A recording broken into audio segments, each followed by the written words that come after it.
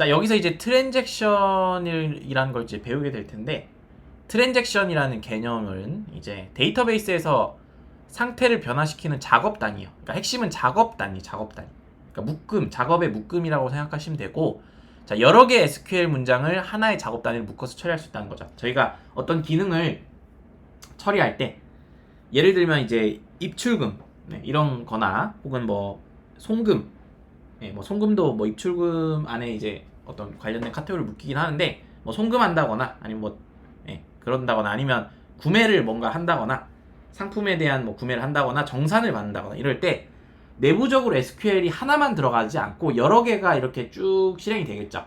뭐 이제 내 현재 금액조에 금액에서 이제 얘를 보냈을 때 나한테는 뭔가 업데이트가 돼야 되고 상대방한테도 업데이트가 돼야 되고 뭐 이런 것들 일련의 이제 쿼리문이 하나로 처리되지 않고 기능이 하나 실행될 때 묶음으로 어떤 쿼리가 여러 개가 실행이 되겠죠. 그래서 그 묶어서 보통 처리를 하는데, 보통 트랜잭션에 이제 네 가지 성질을 해서 ACID라고 해서 요 유명한 이제 개념어가 있죠. 그래서 원자성, 그래서 트랜잭션이 작업이 부분적으로 실행되다가 중단되지 않는 것을 보장한다. 그러니까 얘는 일단 실행이 되면 무조건 끝까지 가는 거예요. 그러니까 작업이 부분적으로 실행되다가 중간에 뭐 중단되거나 이런 거 중단되지 않는 것을 이제 말 그대로 보장해 준다는 거죠. 자, 일관성은 트랜잭션이 실행을 성공하거나 완료하면 언제나 일관성 있는 데이터 상태로 유지. 그러니까 트랜잭션이 성공했을 때는, 그러니까 중요한 건 일관성 있게 계속 가는 거예요. 그러니까 뭐 내가 여기서 어떻게 처리했다 저기서 처리했다 분리돼서 뭔가 일관성 없이 데이터가 처리되는 게 아니라 무조건 트랜잭션이 한 작업 단위가 끝나면 이 값이 무조건 일관성 있게 처리되는 거죠. 자, 그리고 독립성이라 해서 동시에 실행되는 트랜잭션이 서로의 영향을 미치지 않도록, 그러니까 트랜잭션이 열리고 뭐 닫히고 이렇게 할 때 각각의 독립성이 있다는 거예요. 이 트랜잭션이 이 트랜잭션한테 영향을 주거나 이러면 안 된다는 거예요. 작업 단위가 하나로 묶이면 그 작업 단위는 그 작업 단위가 독립적으로 실행돼야 된다. 지속성은 성공적으로 완료된 트랜잭션은 영구적으로 반영돼야 된다. 당연히 성공됐으니까 영구적으로 반영돼야겠죠. 자, 그래서 중요한 거는 트랜잭션의 작업이 부분적으로 실행되다가 중단되지 않는 것을 보장. 이게 그 그러니까 원자성과 일관성이 되게 중요한데, 결론적으로는 내가 만약에 트랜잭션을 걸어놓으면 얘가 만약에 중간에 실행되다가 잘못되면 다시 롤백을 시켜야 돼요. 무조건. 그래서 얘가 어떠한 데이터가 중간에 뭐 문제가 생겼다 해서 부분적으로만 반영이 되고 그 중단된 이후로부터는 반영이 안 되고 뭐 그 중단되기 전까지는 반영이 되고 이후로부터 반영이 안 돼. 이러시면 안 되고 무조건 한 묶음으로 중간에 뭔가 이렇게 문제가 생겼다 이러면 다 원복을 하든 아니면 전체를 다 반영을 하든, 물론 이제 문제 생기면 원복을 보통 하겠죠. 그래서 그런 식으로 처리돼야 된다. 그래서 요 네 가지는 개념어인데 한번 읽어보시고, 사실 이거는 면접 때도 많이 등장하지만 요 내용을 개념으로서만 보고 이해하시기보다는 요 내용을 좀 기본적으로 깔고 실제 코드 단계에서 한번 보시면 좋을 것 같아요. 그러니까 트랜잭셔널이라는 어노테이션, 그리고 트랜잭션이 실제로 실행되는 그런 거를 예시를 통해서 코드로 좀 보시면 요거에 대해서 조금 와닿게 보실 수 있습니다.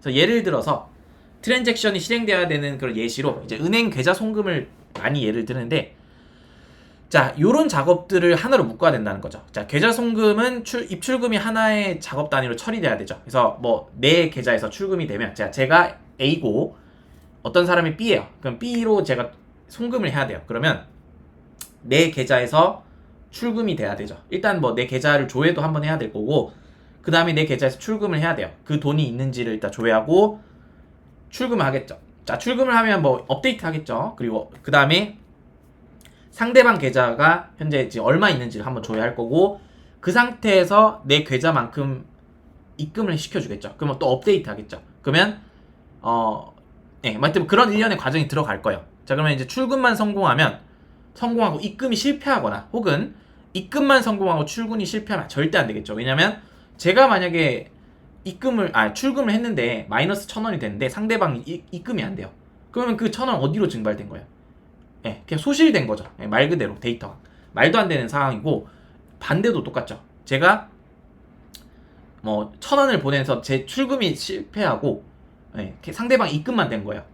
그럼 물론 뭐 기분은 좋겠지만 그러면 안 되는 거잖아요. 그러니까 은행 시스템상 그런 거 말도 안 되는 상황인데, 그런 것들을 이제 방지하기 위해서 트랜잭션이라는 걸 이제 쓰는 거죠. 그래서 두 작업이 모두 성공하거나 아예 실패해야 돼요. 그래서 중간에 뭔가 핀이 나가면 이제 무조건 실패해서 원복을 하거나 아니면 무조건 다 돼서 성공하거나 두 가지 경우밖에 없습니다. 자, 트랜잭션을 묶지 않으면 일관성이 깨질 수 있다. 저희가 아까 배웠던 이 일관성. 그래서 이 일관성이라는 게 그런 뜻이에요. 그러니까 어떤 상태가 일관성 있게 성공하면 아예 성공이고 중간에 뭔가 실패하면 무조건 실패고 다 원복을 시켜야 되는 거, 롤백을. 그게 일관성이고 이게 근데 당연하다고 생각하지만 이게 생각을 해보시면 시스템 장애나 네트워크 문제로 이게 생길 수가 있습니다. 그러니까 우리가 트랜잭션 안 걸어놓으면 코드상 이게 당연하게 될 것 같아도 중간에 서버가 뭐 문제가 있거나 네트워크 문제로 사용자가 요청을 보냈는데 그게 소실되는 경우들이 왕왕 있어요. 자주 있습니다, 여러분. 실제로 서버 운영해보시면 특히 MSA 같은 곳은 서버가 독립적으로 서로 소통하기 때문에 중간에 쏘았는데 걔가 어디로 막 이렇게 잘못 중간에 서버가 잠깐 내려갔다 올라와서 그 서버가 그 메시지를 소실시킬 수도 있습니다. 그러니까 요청을 소실시킬 수도 있어요. 그러면 뭐 돈이 없어지거나 입금을 했는데 돈이 그대로 있거나 그러니까 돈이 2배가 되거나 뭐 이런 이상한 상황들이 생기잖아요.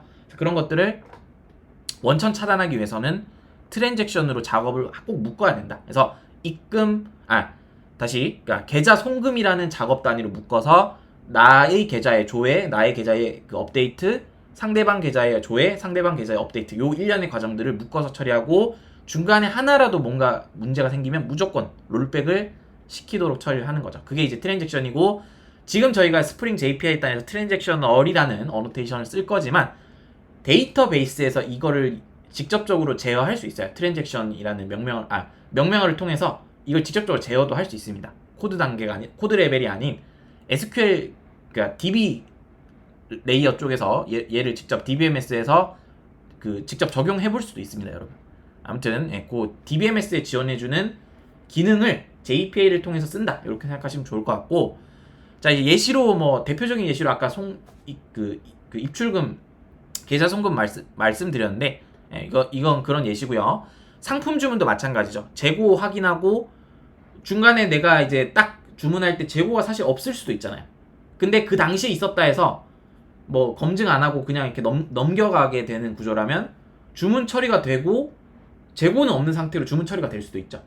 그러면 또 문제가 되니까 일단은 재고 확인, 주문 정보 저장, 그리고 결제 처리. 자, 결제 처리에서 뭔가 그 실패했는데 주문 저장 정보만 있고 이러면 안 되잖아요. 자, 결제 처리하고 재고 차감하고 결제가 돼야지 재고가 이게 차감이 되겠죠. 그러고 나서 이제 끝나면 이제 성공 처리하고 만약에 여기서 하나라도 실패하면 다시 원복시키는 거예요. 모든 데이터를. 특히 결제는 크리티컬하니까 결제에서 뭔가 잘 처리된 걸로 처리되는데 재고 차감이 뭐 안 됐거나 뭐 이러면 좀 상이 좀 이상해지겠죠. 자, 회원가입도 마찬가지죠. 새로운 사용자 가입할 때 사용자 정보 저장하고 권한 정보 설정하고 초기 데이터 생성하는데 여기서도 뭔가 문제가 생기면 다 롤백해서 회원 처리를 안 해야겠죠. 뭔가 그 전에 회원 정보 처리만 하고 뭐 그 이후에 뭔가 문제 생겨서 회원가입이 제대로 안 되는데 회원 정보가 있거나 이러면 안 되니까 이것도 마찬가지로 트랜잭셔널로 묶어놔야 된다.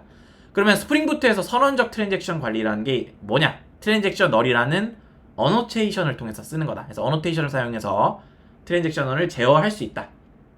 그래서 메서드나 클래스에 트랜잭셔널을 붙이면 되고요. 그러면 이 해당 범위의 모든 데이터베이스 작업이 트랜잭셔널로 처리된다. 자, 이게 무슨 소리냐면 자, 이게 붙일 수 있는 게 여기도 붙일 수 있고요. 자, 참고로 이거는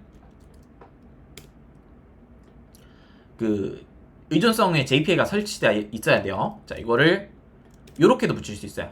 자, 그러면 여기에 붙이는 거는 요 메서드 전체를 다 트랜잭션으로 쓰겠다는 거고요. 만약에 메서드 단계에서 쓰면 요 메서드가 실행될 때 처리되는 그런 데이터베이스 관련된 일련의 작업 단위를 전체를 다 트랜잭션으로 관리하겠다는 거예요. 그러니까 지금 세이브인데 지금 하나밖에 없어서 그런데 만약에 나중에 이제 서비스 계층에서 뭐 회원가입 처리할 때 이것저것 뭐 코드들이 막 엮여 있을 수 있잖아요. 그럴 때 그 작업들이 다 실행될 때 무슨 쿼리가 다 날아갈 건데 그걸 다 하나의 작업 단위를 묶을 때 씁니다. 아무튼 뭐 이런 트랜잭션의 어노테이션이 있고 자, 트랜잭션 시작과 종료를 원래는 SQL DBMS 그 SQL 쿼리를 작성하는 곳에 가서 하려면 명시적으로 원래 적어주는 게 맞는데 그거를 작성하지 않아도 된다. 그래서 예외가 발생하면 자동으로 롤백 처리를 하고요. 그래서 트랜잭션 전파 격리 수준, 타임아웃 등을 여기서 설정할 수 있다. 그리고 코드 가독성을 코드 가독성과 유지보수성이 되게 용이해지죠. 왜냐면 어노테이션 하나로 다 관리할 수 있으니까. 그래서 AOP 기반으로 하는 AOP 기반으로 동작하여 이제 비즈니스 로직과 트랜지션 관리를 분리할 수 있다. 그래서 이거는 이제 나중에 AOP 관련된 수업 내용에서 자세히 다룰 테지만, 그러니까 이게 이런 것 내부적으로 트랜잭셔널이나 어노테이션이 AOP 기반으로 작동합니다. 그래서 요거를 그러니까 저희가 코드 작업을 하는 비즈니스 로직 쪽에 어떻게 지저분하게 작업하는 게 아니라 그냥 트랜잭션 관리만 따로 이제 AOP를 기반으로 이제 그 관리를 할 수 있어서 저희 비즈니스 로직에 트랜잭션 관련된 코드를 막 따로 이렇게 입력할 필요 없이, 그러면 되게 지저분해지거든요. 그냥 어노테이션 하나만 쓰면 알아서 이게 처리된다는 거죠.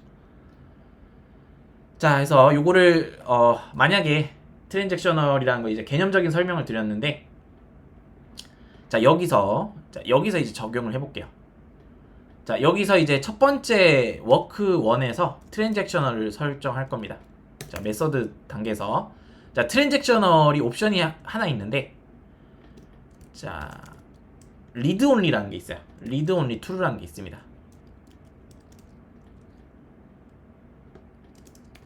자 이건 뭐냐면, 자 이게 안 되는 거면 이제 임포트 잘못한 거예요. 잠시.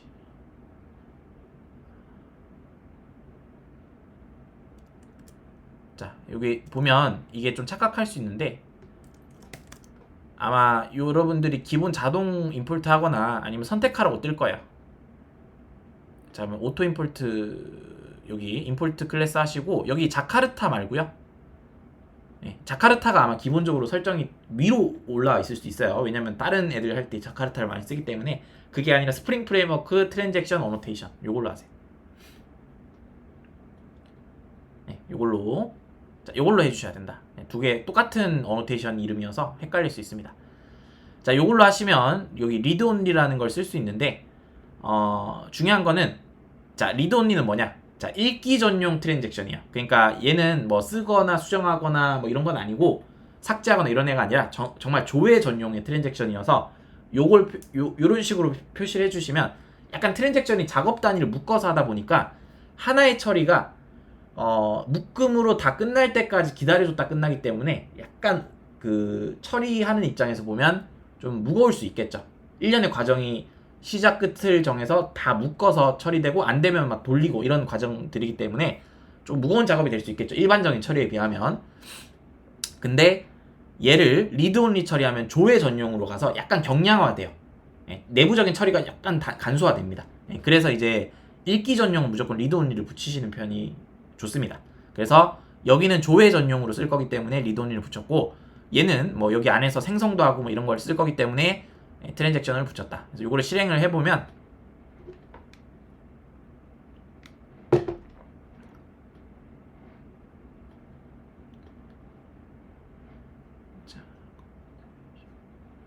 자 한번 자 요거가 지금 현재 데이터베이스가, 자 데이터베이스 한번 지웠다가 다시 해볼게요. 자 기존에 데이터베이스 아예 지웠다가 다시 한번 해보겠습니다. 자 이렇게 반영했고, 자 요게 잠시 트랜잭셔널 컨피그레이션. 자 일단 이렇게 실행을 한번 해보시고, 자, 아무튼 요걸로 트랜잭셔널을 이렇게 적용을 했다 이렇게 생각하시면 될 것 같아요.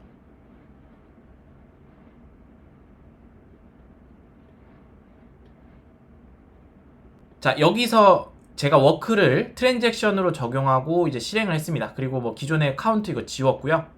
자 근데 이게 실행을 하셨을 때 실패하는 경우가 있을 거예요. 자 이게 뭐 데이터베이스를 완전히 지우고,